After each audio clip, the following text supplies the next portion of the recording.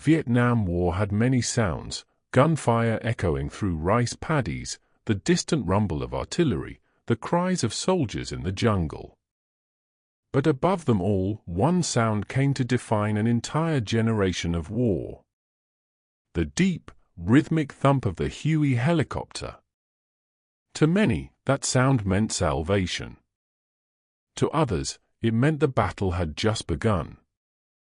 Officially called the Bell UH-1 Iroquois, it became simply known as the Huey, a name born from its early Army designation, HU-1.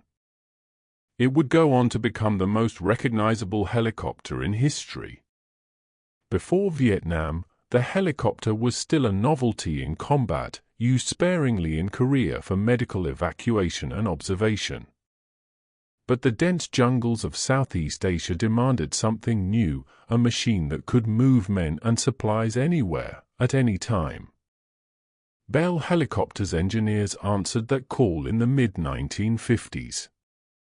The prototype flew in 1956, powered by a single turboshaft engine, a leap forward from the old piston designs. Light, agile, and fast, the Huey could lift troops, weapons, or the wounded with ease. The U.S. Army saw its potential immediately. By 1959, the first production models were delivered. The early UH-1A models could carry 6 troops. Later versions, like the UH-1D and UH-1H, expanded that to 11. It was simple to maintain, tough, and, most importantly, reliable. In the harsh, unpredictable terrain of Vietnam, reliability meant survival. By 1962, as American involvement deepened, Hueys began to appear over the jungles and paddies of South Vietnam.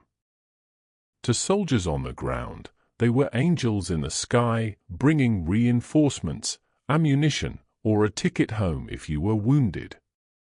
To enemy forces, they were a constant, terrifying presence, moving faster than any column of troops, striking before you could hide.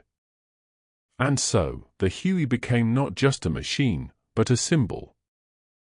It carried the war's lifeblood through the skies, soldiers, supplies, and hope, all beneath the steady rhythm of its spinning blades.